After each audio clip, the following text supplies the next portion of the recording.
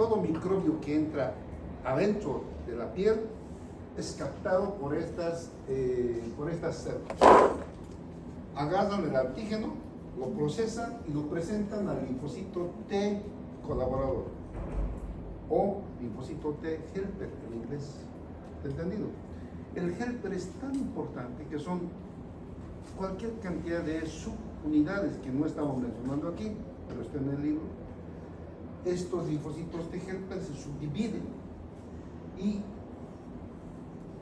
van a estimular la inmunidad del cuerpo mediante las linfocinas, dicho de otra forma las citocinas, dicho de otra forma la interleucina, son lo mismo. Estos son mensajeros químicos que salen de los linfocitos T helper y estimulan la inmunidad celular, linfocitos T activados, inmunidad humoral, linfocitos B para la formación de anticuerpos. Esto hemos avanzado, espero que esté claro. ¿Está bien? Claro, perfecto. Ahora pasemos a esto que viene a continuación, que también hemos avanzado, pero quiero que no me estén diciendo que una vez que hemos visto eso, viene la respuesta inmune. Tenemos dos tipos de respuesta, primaria y secundaria. La respuesta primaria es el primer contacto de nuestro cuerpo, de nuestro sistema inmune con el germen agresor. La respuesta inmune primaria se produce lo que hemos dicho: agarra el procesador, le da al linfocito T helper, el linfocito T helper le da al linfocito B para que el linfocito B produzca anticuerpos. Ahora, aquí está directamente, el microbio ha entrado, se ha producido todo ese proceso que hemos avanzado, y aquí tenemos el linfocito B.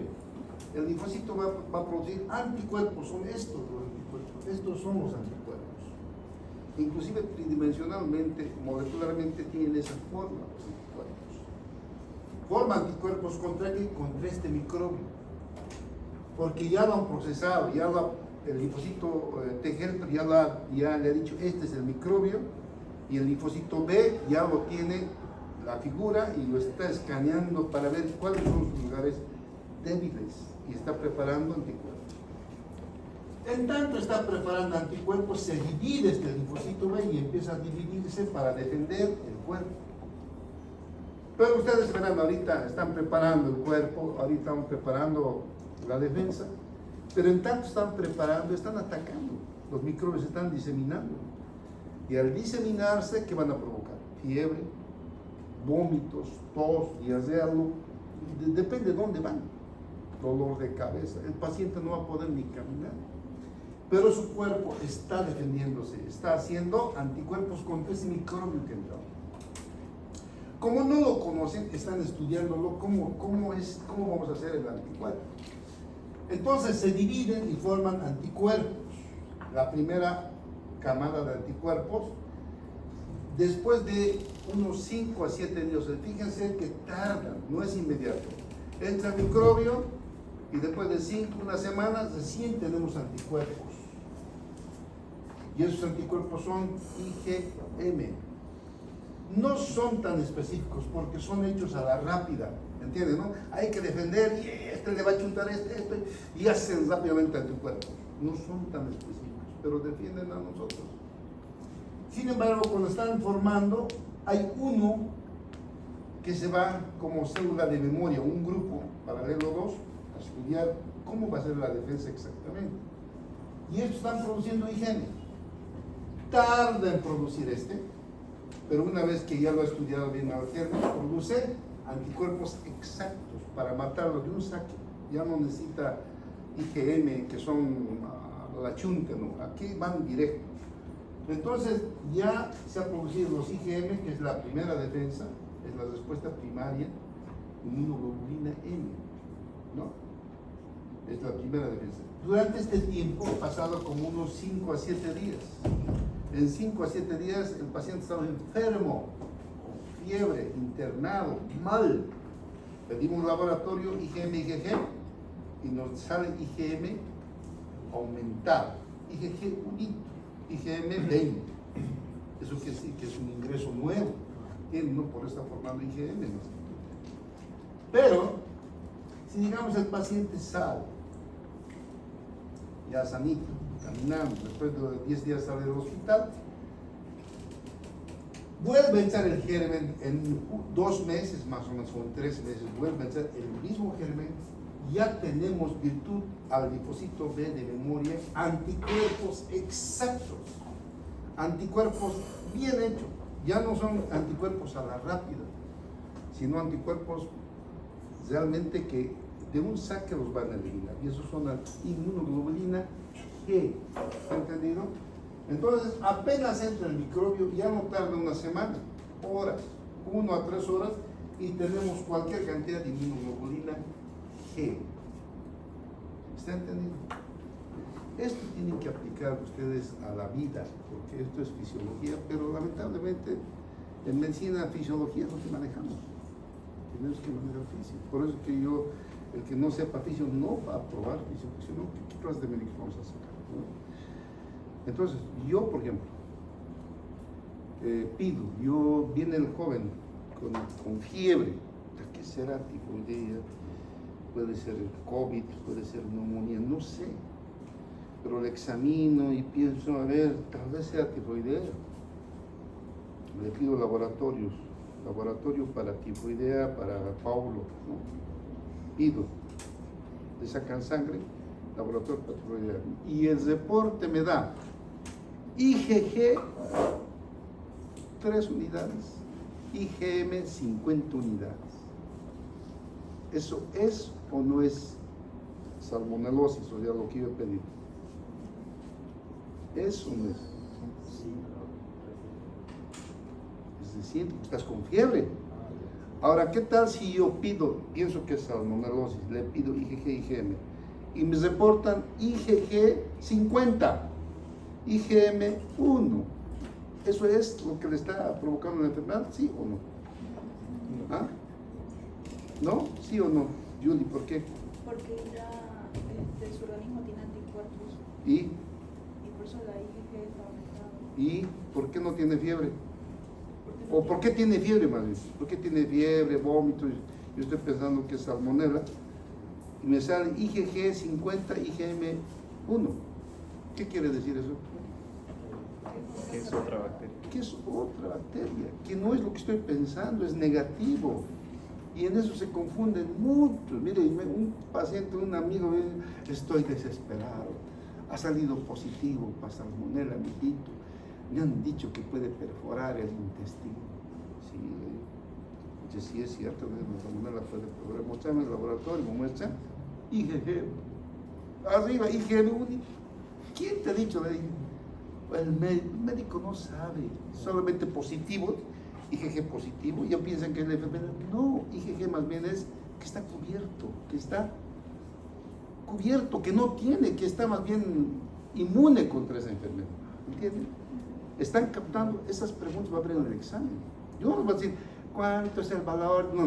Les voy a decir, si un paciente tiene así, ¿qué es? ¿Positivo o negativo? Ustedes me tienen que decir, es negativo, es positivo. En el COVID, cuando eran asintomáticos.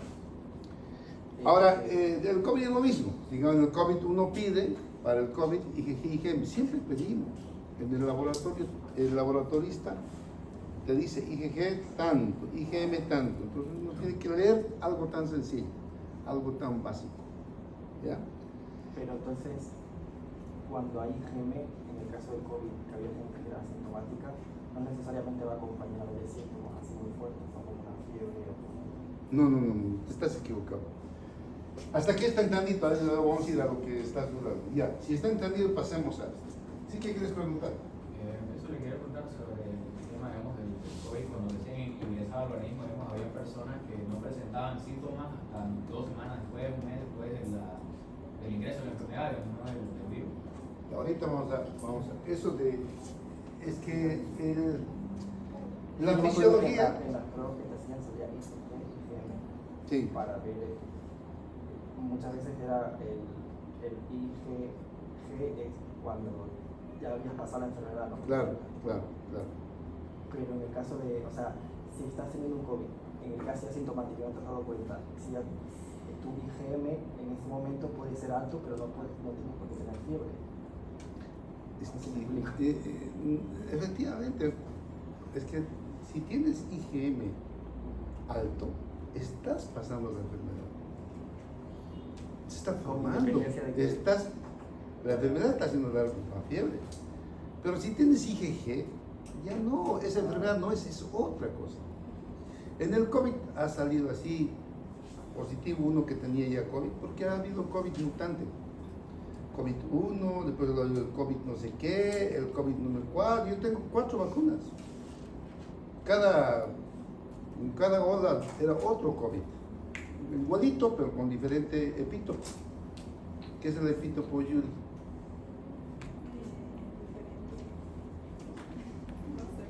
Yuli, ¿qué pasa, Yuli? Se agarra la bacteria. ¿Ah?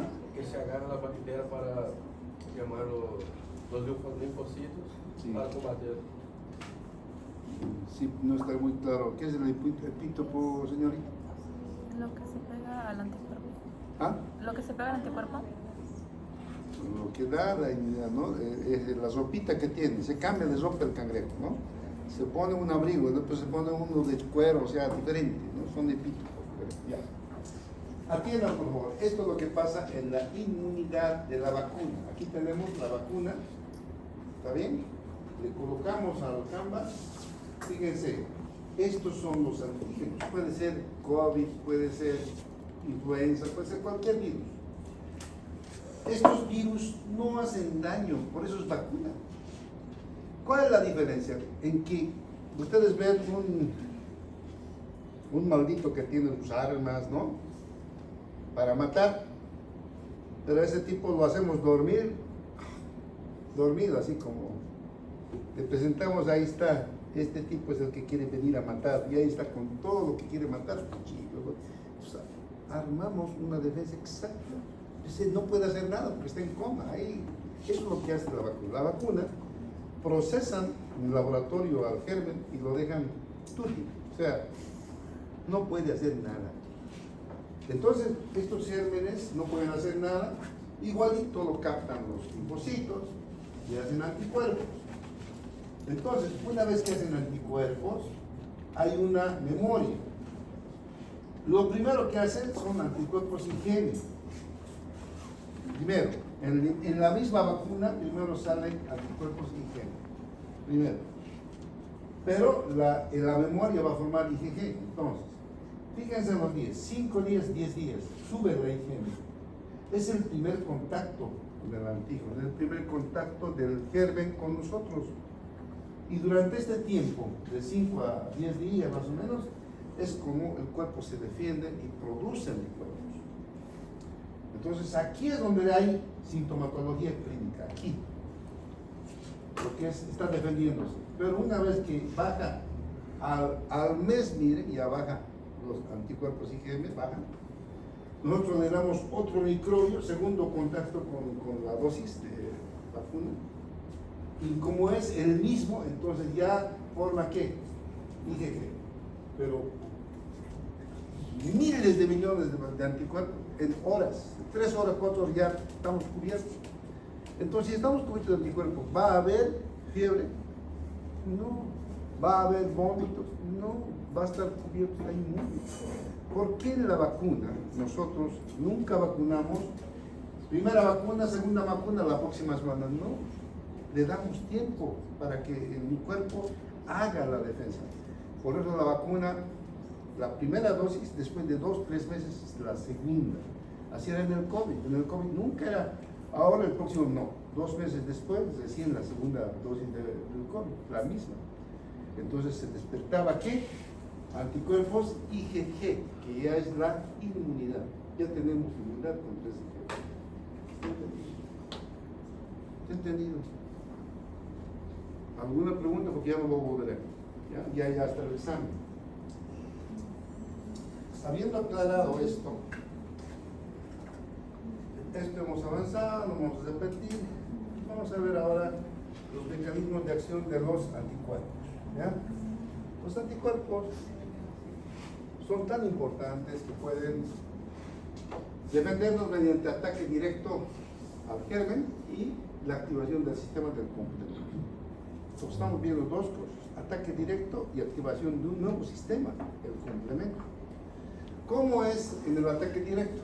Aglutinación, que los reúnen en un lugar, ¿cómo? Los anticuerpos van uniendo todito en un solo lugar y aquí vienen los macrófagos. Ay, claro, no puedo dibujar.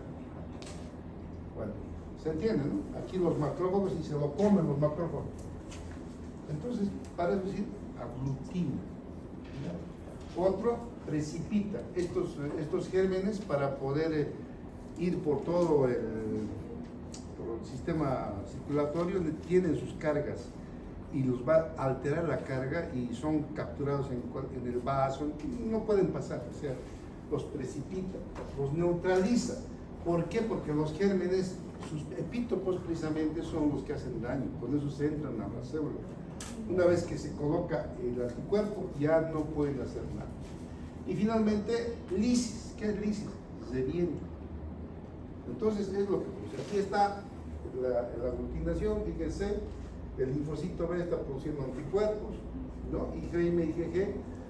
IgG es siempre la segunda, la respuesta secundaria. Pero también IgA, IgE. No se olviden, IgA es la misma versión de memoria, pero los epitelios. IgE es la misma versión, pero para la ley. Entonces, aquí está cómo está neutralizando, aquí está opsonizando, aquí lo opsoniza y el macrófago se lo come. Aquí va a neutralizar su citotoxicidad, aquí va a inflamar para llamar a mayor cantidad de glóbulos blancos, ¿no es cierto? Y activa el complemento. Entonces ahora vamos a ver también la activación del complemento. El complemento es el tema menos estudiado en realidad por nosotros los fisiólogos. Porque no hace mucho, debe ser unos 20 años que está descubierto. Y ahora, claro, ya está bien estructurado en los libros de inmunología, en Guyton también está, ¿no es cierto? El complemento es un sistema de proteínas. Más de 30 proteínas está circulando en nuestro cuerpo. Como su nombre lo indica, es complemento, ¿qué? Complemento a la inmunidad. La inmunidad se defiende mediante los anticuerpos y complementa esa acción de defensa el sistema del complemento. O sea, ayuda, es una yapa para la defensa de nuestro cuerpo. Entonces, fíjense, tenemos más o menos 30 y permiten reconocer, de igual forma permiten también la opsonización y más que todo, después de opsonizar, marcar a los gérmenes, permite formar el complejo de ataque a la membrana. Lo revientan, o los gérmenes, los hacen un orificio y por ahí, por ósmosis, el germen va a reventar. Entonces, el complejo de ataque a la membrana. Estas proteínas se van uniendo, van activándose y forman finalmente el complejo de ataque a la membrana. Pero en tanto van formando, van a actuar también en la inflamación, en la opsonización, en la fagocitosis y fíjense cómo ayuda, complementa. ¿Cómo se activa ese sistema de complemento? Estamos formando todo el tiempo en el hígado. Y esto se activa por tres líneas. Uno, la vía alterna. En el microorganismo propiamente, tenemos en la membrana celular o la pared celular del microorganismo, tenemos polisacáridos, tenemos su propia pared, estimula la formación de la convertasa de C3. El complemento 3 está circulando y ese es el que activa toda la cascada del complemento. Entonces, cuando hay un microorganismo, se activa la convertasa de C3 y lo convierte en C3b y C3a. Ahí empieza esto que va a finalmente lisar a los gérmenes. Pero también la vía clásica. ¿Cuál es la vía clásica? Antígeno-anticuerpo. La unión del germen con el anticuerpo, eso es el complejo antígeno-anticuerpo, eso también activa la convertasa de C3. Es una enzima que va a convertir un C3 inactivo en un C3 y C3b activo. Son proteínas que van a activar la cascada del complemento. Y nuevamente la unión de amanosa, o sea, la vía de las rectinas, que también está en los gérmenes. Entonces, una vez que se activa la convertasa de complemento 3, el complemento 3 ya inflama el lugar y empieza a opsonizar. Fíjense, ya, al igual que un anticuerpo, las moléculas del complemento marcan a los gérmenes. ¿Para qué? Para la fagocitosis. Y fíjense, activa el complemento 5B, 5A y finalmente se forma el complejo de ataque a la amígdala. Esto es yendo al grano de lo que es el sistema del complemento. Si alguien quiere saber cómo se activa y dónde está el complemento 10, el 11, vayan a inmunología, porque eso es un estudio tan largo que prefiero ustedes se van a aplazar todos solamente con eso. Pero sepan que el sistema de complemento es una ayuda al sistema inmune y en esto consiste en 3 patadas. ¿Está entendido? ¿Alguna pregunta está aquí? Como se dan cuenta, para la inmunidad es necesario siempre proteínas. Por eso los niños que se alimentan con leche, con huevo, con carne, generalmente nunca van a tener enfermedades graves. Entre los microbios igual. Pero aquí están los niños que antes eran. Miren, para las niñas hermosas, esa chinita, miren este individuo que ha ido, ha vuelto a venir, porque se han alimentado bien de niños. Las personas que no comen no llegan a viejos, se enferman, se mueren antes, porque su sistema inmune depende de proteínas, se forman en el hígado, y eso, el hígado necesita proteínas. Bien, vamos a ver.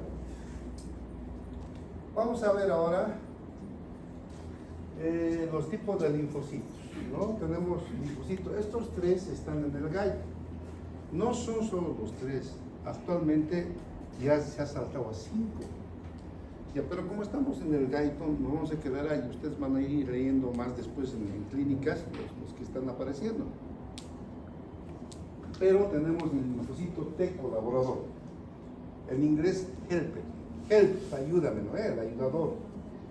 El T colaborador o linfocitos T helper son los linfocitos más numerosos que tenemos. Por eso, cuando hay una inmunodeficiencia, en el hemograma nomás podemos ver cuando baja demasiado, hay una inmunidad baja, porque los linfocitos T son las 3/4 partes del total.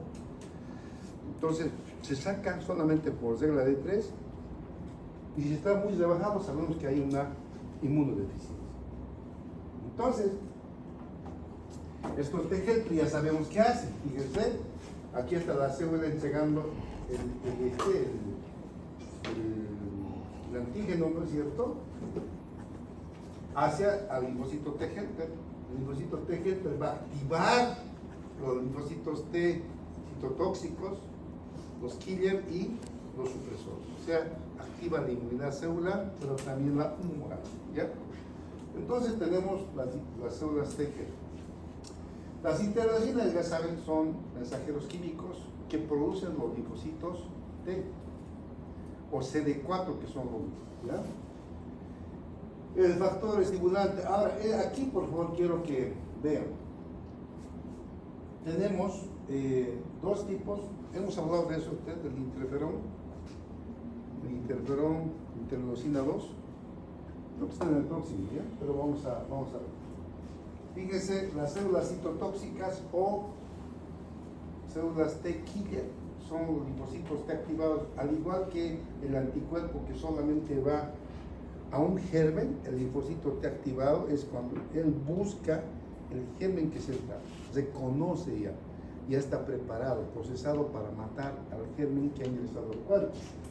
Estos citotóxicos o células T killer son tan malos que una vez que encuentran el órgano que está el absceso, empiezan a comer hasta que ellos mismos revientan y siguen comiendo. Ya se olvidan, solamente comen. Y cuando se ha llegado al límite, siguen comiendo, se lo van a comer el epitelio sano más. Pero para eso tenemos las células T supresoras, linfocitos T supresoras. Estos linfocitos T o reguladores van a inhibir la función de los linfocitos T killer cuando ya están en el tejido sano. Estas células T supresoras son los que van a guardar nuestra salud. O sea, cuando se quiere pasar a la raya del linfocito T killer, las supresoras van y van a inhibir hasta aquí nomás. Ya no te pasa, porque el tipo se vuelve loco comiendo. Lo único que quiere es comer. Los linfocitos T killer es la creación de Dios más hermosa y la más, ¿qué diré?, más una creación que uno se admira, como no entiende nada, le ponen todo, lo siento mucho y va comiendo y lo va deshaciendo. Una vez que los reconoce, no se salva la célula. Entonces, esa forma es. ¿Bien? ¿Alguna pregunta hasta aquí? Pues aquí está esa parte del linfocito este. Y ¿les he hablado del interferón alfa, eso o no?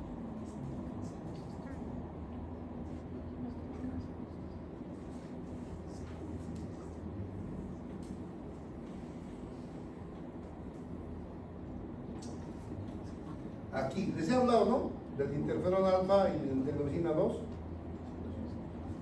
¿Les he hablado, no? El que sepa, dígame y le voy a aumentar un punto. ¿Sí? ¿Les he hablado o no? Las interleucinas producidas por los linfocitos B, ¿qué es lo que hacen? Estimulan la formación de la inmunidad humoral y celular, las linfocinas. Entre esos dos tenemos la interleucina 2 y el interferón alfa. Pero como ven aquí en este dibujito, la interleucina 2 estimula la inmunidad y el interferón alfa está especializado en la inmunidad celular. Estos macrófagos van a ir a comer.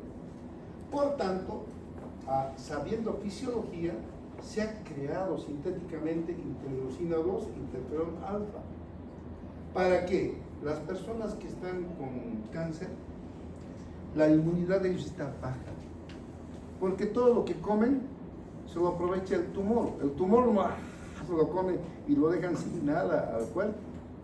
Por eso el tumor crece y nuestro cuerpo, bueno, el cuerpo del enfermo, está cada vez más débil, enflaquecen. Son células consuntivas, son enfermedades consuntivas, lo van enflaqueciendo, ¿no? Entonces, se ha creado sintéticamente el interleucina 2 y el interferón alfa. ¿Por qué? Porque la interleucina 2 es una citocina que estimula la inmunidad humoral y celular. Si ese paciente tiene inmunodeficiencia, porque precisamente su alimentación no está alcanzando, le colocamos ampollas sintéticas de interleucina 2 y nosotros estimulamos artificialmente la respuesta inmune. Le vamos a ayudar al paciente. Y si le metemos interferón alfa, vamos a específicamente ir contra el cáncer, porque las células van a ir y van a ir a comerse. Esos dos han sacado de fisiología los científicos. Y ustedes tienen que saber que si yo estoy colocando interferón alfa, estoy estimulando que ese tumor decrezca. ¿Por qué? Porque van a estimular las células que se lo van a comer. Y si meto interleucina 2 es para estimular su sistema inmune. ¿Está bien? Eso es bueno. Eso se hace actualmente hospitalariamente. Y para que vean que eso viene de dónde, de la fisiología. No estamos hablando, no debes hablar a los jóvenes, no saben qué es el cáncer. Sí, yo sé que no son, pero sabemos que fisiológicamente las interleucinas son usadas. Porque ¿qué es cáncer? Crecimiento celular anómalo, nada más eso nos mata. No estoy explicando yo por qué tienen cáncer, nada, simplemente que la fisiología avanza, ¿no? Y usamos los términos fisiológicos para poder defender la vida. Ya, sigamos acá. Habiendo aclarado esto, vamos a ir a lo que sigue, por la tienda. Entonces, vamos a ver algo de hemostasis y coagulación ahora y mañana vamos a concluir esto. Mañana, ¿no? No, mañana, Sí, mañana. mañana y el viernes. Si concluimos mañana y el viernes compartimos con todo lo que nos están invitando. Pero si no terminamos mañana, el viernes tenemos que terminar, porque después la semana les voy a dar para que lean. La anterior semana dijo. Y les voy a dar, hasta el viernes voy a terminar los que faltan, les va a estar como más o menos, un poquito menos que la mitad, y les voy a dar las notas a todo el mundo. Los ¿Ya? médicos van a ser invitados. ¿Se ha entendido? Ya. Entonces, aquí en la hemostasis y coagulación. Pero tiene Entonces, ¿qué es hemostasia? por no venir. ¿Qué es hemostasia? ¿Qué es hemostasia? No. Homeostasia. sino hemostasia.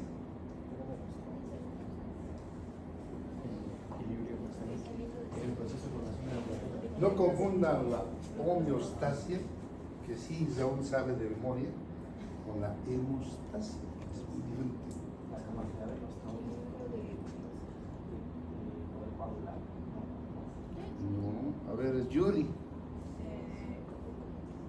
Equilibrio en... ¿Qué es la homeostasia? Es el equilibrio entre un lugar. Bueno, entre ¿Qué es ley la y el- homeostasia? Homeostasia, no hemostasia, homeostasia. entre- Yuri, Hemostasia. homeostasia. Es el equilibrio ¿De qué? Pero recordad que es del bonita. ¿Ah? cuerpo, o sea, en... Sí, eso tiene que ver con el equilibrio, tiene un concepto del bien medio claro. interno.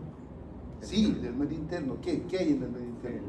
El líquido extracelular y el líquido intracelular. El mantenimiento de los valores constantes del medio interno es la homeostasia. O sea, tiene que mantenerse. Obviamente ahí está regulado, ¿no? En cambio, la hemostasia es el cese o la suspensión de una hemorragia.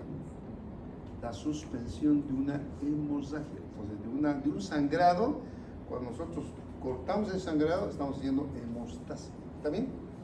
Entonces vamos a ver ahora la hemostasia.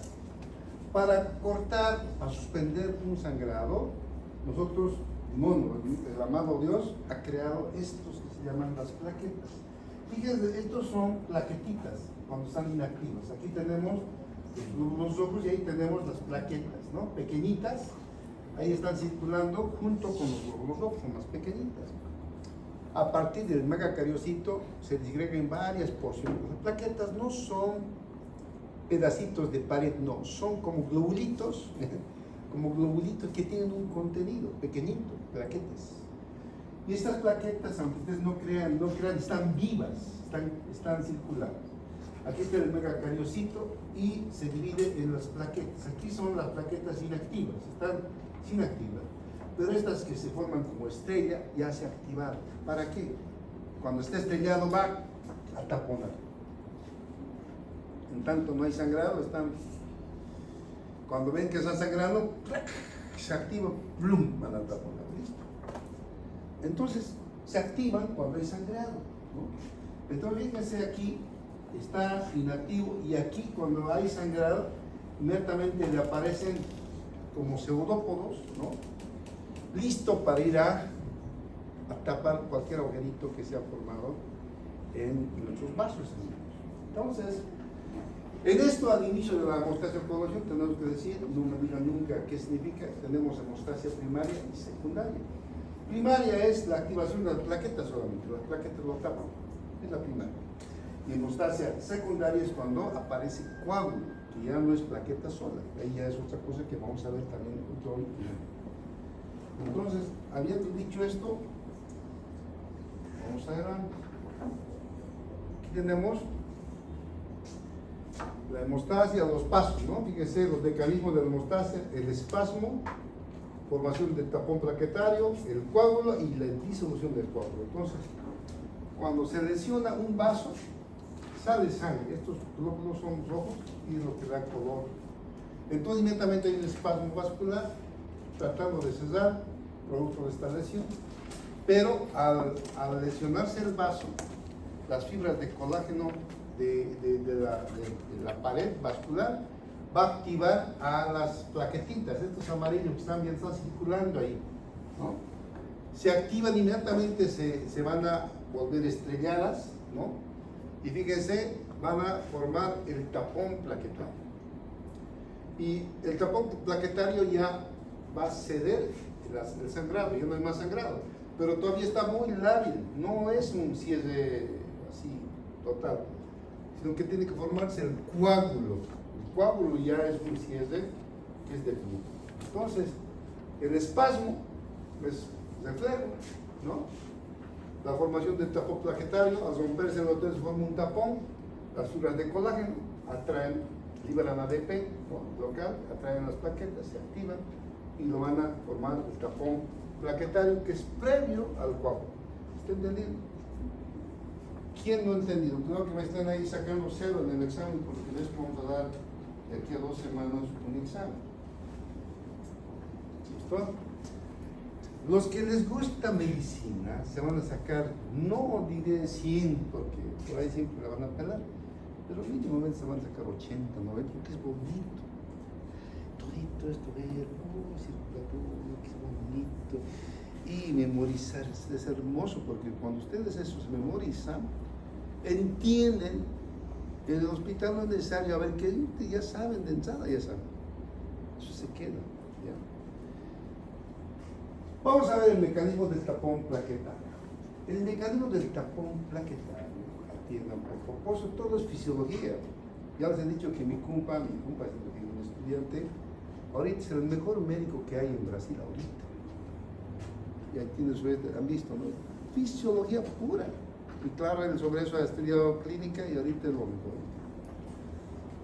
Tenemos nosotros, fisiológicamente, en la pared, este es un vaso, tenemos estas moléculas que son los factores de von Willebrand. ¿Por qué factor de von Willebrand? Porque este es el fisiólogo que ha visto que estas moléculas eran vitales para una hemostasia. Sin eso había sangrado. Y se ha dado cuenta que el factor de von Willebrand están aquí en la pared.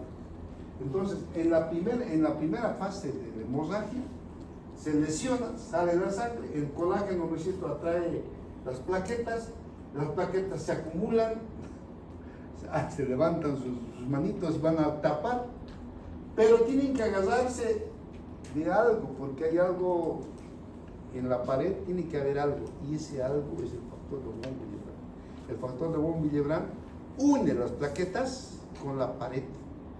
Si no tenemos este factor de von Willebrand, ellas tratan de cesar, pero se salen, tratan de cesar, se salen, pero con el factor se quedan bien agarraditos. Entonces fíjense, se forma el tapón plaquetario. Este factor de von Willebrand han estudiado, había sangrado, pero sin plaqueta normal. ¿Por qué? La plaqueta se estaba formándose, pum, se salía. No podía sujetarse. Hasta que vieron que había esta molécula que era necesaria y todos lo tienen. Pero genéticamente hay enfermedades que se llama enfermedad de von Willebrand. Esta enfermedad, hay falta de esto y hay sangrado terrible que no cede, ¿no? Entonces, ¿qué hacemos? Le damos von Willebrand sintético. Para que vean que ustedes están bien armados en todo sentido. Cuando ya saben fisio, ¿qué le van a dar el factor? ¿Qué hago? A ver, ¿qué factores hay? Hay en Estados Unidos. Lamentablemente vas a tener que ir hasta Estados Unidos a pedir, pero ya saben por qué no puedo. ¿Ya? Hasta aquí está entendido. Los demás detalles lo van a leer ustedes con calma de la teoría que les está ahí. ¿Está entendido? ¿Alguna pregunta? Ya, sigamos aquí.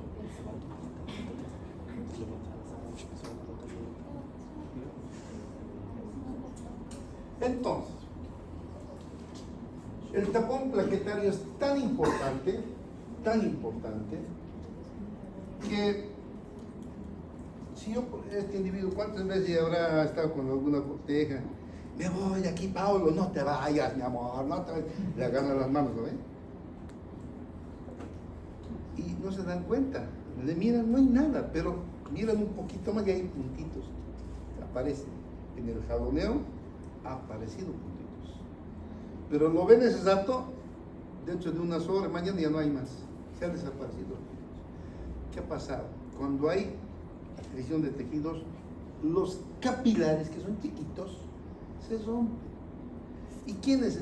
Estas peladitas tienen capilaritos ahí. Entonces, si yo le jaloneo así, aparece ahí un moretoncito ahí, porque se rompen los capilares. Y ahí entra en juego las plaquetas. Se rompe, inmediatamente las plaquetas van y lo van a taponar. Ahí está, fíjense en la parte de arriba, ahí están taponados. Ese se llama el tapón plaquetario. Entonces no sale, un poquitito sale, lo taponan y luego se absorbe, no hay nada más. ¿Cuántas veces yo he visto, cuando así hay alguien que se ha peleado, está pelada, qué sé yo, con su enamorado, aparece, qué sé yo, aquí, no te vayas, ya, no te vayas, y ahí aparece su marquita. porque lesiona los capilares, pero nunca pasa nada porque tenemos plaquetas que los cierran y no pasa nada. Ahora, ¿qué pasa si no tenemos plaquetas? Normalmente tenemos 150.000 a 350.000 plaquetas por milímetro código. Entonces aquí les he traído, se llama plaquetopenia o trombocitopenia, cuando baja el nivel de plaquetitas. Si tenemos menor a 150.000 ya hay plaquetopenia, pero no se nota. Menor a 100 ya hay sangraditos, o sea, uno de esos que no te vaya, se va a quedar ya medio moretón ya. ¿Entienden? Y si tenemos la plaquetopenia moderada de 50.000 a 99, la marca va a ser mayor. Si tenemos severa menor a 50.000, ya no podemos a ese paciente intervenir quirúrgicamente, porque al hacer la cirugía, el sangrado va a ser brutal, no va a haber tapón en ninguna parte. ¿Qué hay que hacer ahí? Hay que ponerle plaquetas. ¿Ya? Entonces, en ese caso, ponemos plaquetas cuando hay un problema así. Pero peor todavía, cuando la plaquetopenia es menor de 20.000, hay peligro de sangrado en el cerebro. Y esto es serio. Fíjense, ustedes han debido ver algunos de estos puntitos que ven aquí. Son hemorragias debajo de la piel. ¿Por qué? Porque se ha reventado el capilar, ha salido sangrecito, pero ¡pum!, se atapona. Pero ha tardado. Por eso aparece. ¿Quién ha tenido así de ustedes? Nadie. No, pero cuando aparece es porque hay plaquetopenia, trombocitopenia. Y si hay así es peor. Esto ya son abajo de 50.000, está con 20, ¿no? Ya son como hematomas que hay. Y eso sucede en el dengue. ¿Sí? ¿Qué quieres preguntar? Doctor, no sé si tenga relación, pero ¿qué pasa con una persona diabética? No, diabetes nada que ver. Diabetes es por falta de insulina. Nada que ver con eso. Puede ser que esté cruzando también con una plaquetopenia, pero no tiene que ver exactamente la diabetes provoca, no, aparte de eso. ¿Alguna otra pregunta? Las varices. No, la varice es porque está pues ahí el vasote y se inflama, ¿sí? ¿Qué quieres decir? Doctor, en el anterior clase no mostró los valores de Guyton, decía que las plaquetas tenían que estar en un nivel de 150.000 a 450.000, si no estoy mal. ¿Qué pasa si el paciente tiene más de 450.000? Cuando hay mucho, todos hemos tenido más cuando hemos tenido infecciones. Plaquetosis se llama. Cuando hay un aumento de plaquetas, por ejemplo 500.000, 600.000, cuando hay una infección aguda, entonces junto con los leucocitos, los megacarocitos también aumentan. Entonces hay una plaquetosis funcional. Pero se te cura la enfermedad en una semana, también va. No hay nada que hacer ahí. ¿Ya? El problema es cuando baja, y yo no les puedo dar eso, cuando hay plaquetopenia abajo de 20.000 y el paciente está enfermo. Y eso tiene su razón. O sea, yo les daría, pero es otra, podríamos extenderlo otro y no va a salir por la tangente. Al final me van a decir, ¿qué me dirán si es que por ahí? Porque algunos de ustedes muestran los prácticos, algunos otros docentes, ¿cómo? Pobres niños, no saben lo que es y este tipo les da. El que no sabe es porque no ha leído oficio, porque ¿de qué les doy? De lo que hemos avanzado. Yo estoy preguntando, si me dan como cierto grupo que me ha hecho de los trabajos de cardio, que según el método tal, son unos métodos que nunca, no les he dado jamás. ¿A qué cardiólogo habrán acudido? Y el cardiólogo, claro, les ha hecho cero, porque tienen que hacerme como yo les he explicado. No hay según el método TAN, el método, no me importa el método que han usado, no es copia ni que alguien se los haga, ustedes mismos. ¿Está entendido las plaquetas? Esto pasa. Y cuando una persona tiene así y así y no cede, hay que investigar. Porque si por ahí tiene abajo de 20 y es viejito, se muere, durmiendo se muere. Cada vez le sale, ay, no sé qué será, aparece esto, hijo, ¿qué será? Tiene 60, 70, la viejita. Como le veo una vecina, yo le dije, háganle ver a su hija, háganle ver eso es plaquetopenia. Tiene un problema en la sangre, hay que ver por qué, que vaya al hospital y que le haga un examen. Y estaba así, cada vez volví a un día de esos, apareció muerta la señora, hemorragia cerebral. Entonces no hay que ver así nomás. Si nosotros vemos esto, hay que ir al hospital, porque eso no es normal. ¿Ya? La plaquetopenia puede tener consecuencias serias.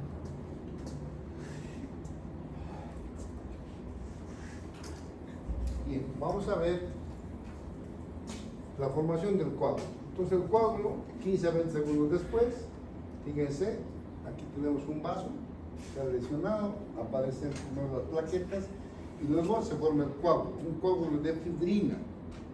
Y la fibrina va a formar un coágulo que se va a retraer, ¿no? Entonces aquí está la primera fase, las plaquetas están taponando y después de eso ya esto que va a formarse ahí ya no es plaqueta, es un coágulo que vamos a ver. Entonces aparece un coágulo de sangre que van a ver ustedes, ahí interviene la fibrina, que ahorita vamos a ver si me alcanza el tiempo cómo se forma el coágulo. Y una vez que se forma el coágulo se va a retraer y va a aproximar estas paredes para que se cierre y totalmente se cicatrice el vaso, vuelve a ser normal. Para esto es invadido por fibroblastos. Fibroblastos son los que van a formar la pared vascular y va a disolver el exceso de coágulo. Aquí hay un exceso de coágulo que se va a disolver. Entonces tenemos la plasmina que vamos a investigar, vamos a leer, vamos a avanzar también. Pero esto es lo que pasa, ¿ya? Vamos adelante. Entonces,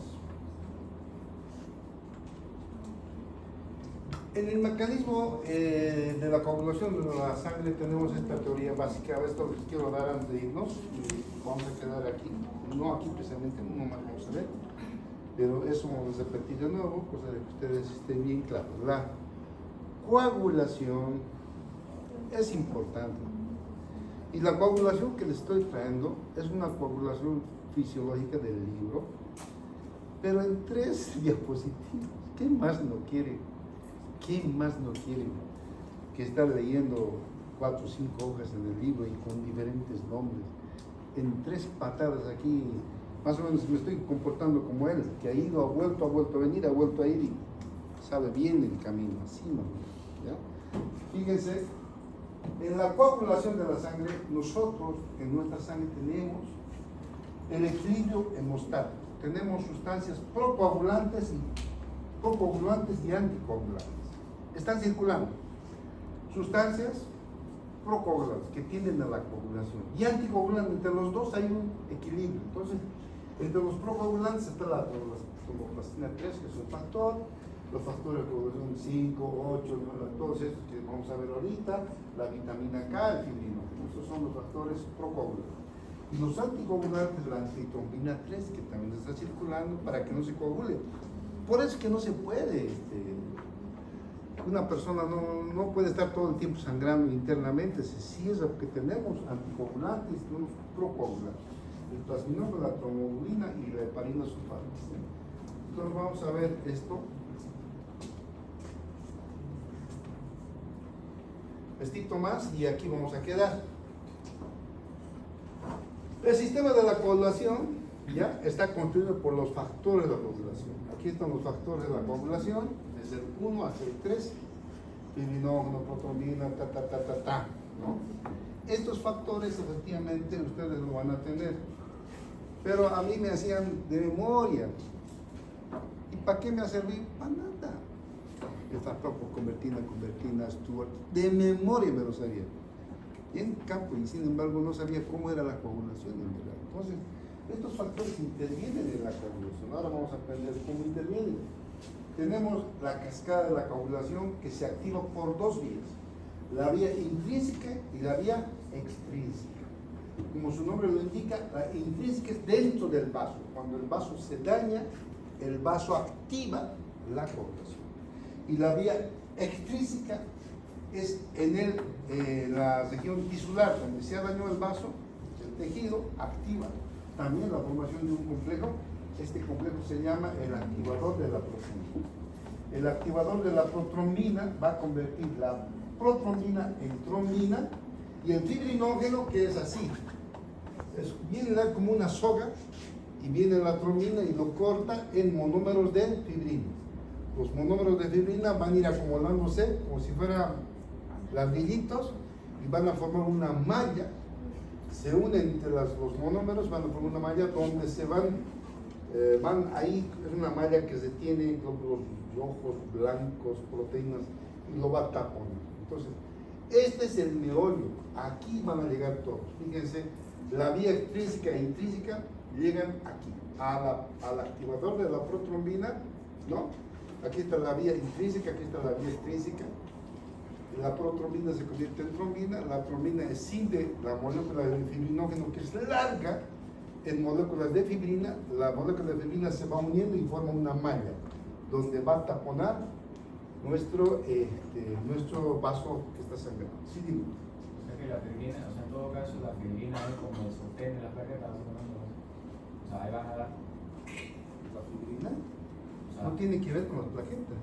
o sea, parece como le damos a la plaqueta. No. Las plaquetas primero han taponado, eso se llama la hemostasia primaria.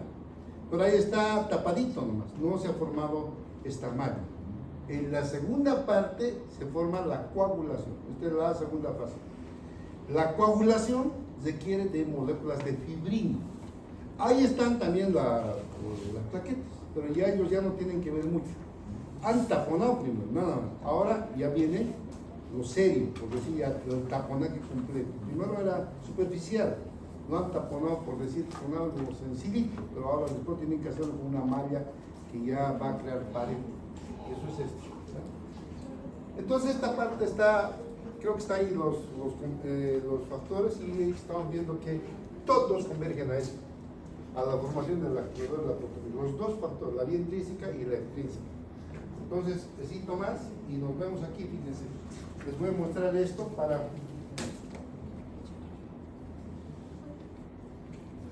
Aquí, ¿no? Aquí está lo mismo. Vamos a repetir esto, fíjense. Aquí está el vaso lesionado. A nivel del tejido tenemos la tromboplastina que se activa. Es la vía extrínseca que se lesiona al vaso. Activa el factor 7. El factor 7 activa el factor 5 activado, el factor 10 y va a formar el activador. Esto va a activar la protrombina que se convierte en trombina. La protrombina es una proteína que se forma en el hígado, pero con esto, con la activación por la lesión, se va a activar la protrombina en trombina y la trombina va a escindir el fibrinógeno ¿en qué? En fibrina. Y la fibrina va a taponar. Pero también esta es la vía intrínseca. La vía intrínseca empieza por la lesión vascular. El factor 12 al factor 11 lo activa, el factor 11 al 9, el 9 al 8 y el 8 va a activar también la formación de la trombina a partir de protrombina. Ahora aquí, ¿para qué estamos estudiando? Porque la coagulación, si ustedes se dan cuenta, ¿qué es la hemofilia? Es falta de este factor. Factor 8, factor 9. Factor 8, cuando falta, o factor 9, se llama hemofilia A y hemofilia B. Es hemofilia. Si no hay esto, no se forma el factor 10, el activador de la protrombina, por tanto va a haber sangrado. Y esto es de la vía intrínseca. La vía extrínseca, en cambio, usa el factor 7 y el factor 5 activado. Entonces, nosotros en laboratorio, cuando vemos un sangrado que no para, puede ser uno de estos caminos que está fallando. Puede ser la vía intrínseca o la extrínseca. Y cuando es un paciente que sangra cada vez, pensamos siempre en hemofilia. Entonces vemos el factor 8. Vamos a decir la vía intrínseca. Entonces ahí nos avisa. Pero también vamos a ver la vitamina K. Mañana va a estar interesante. Vamos a ver que la vitamina K tiene que ver con la hemostasia, que forma la protrombina, ¿no? La vitamina K, solo por falta de vitamina K, es el primer factor que se produce para el sangrado. Paciente que viene sangrando, primero hay que pensar en falta de vitamina K. ¿Y por qué? Mañana me lo van a decir ustedes. ¿Ya? Listo, mañana vamos a continuar con esto. No falten, por favor.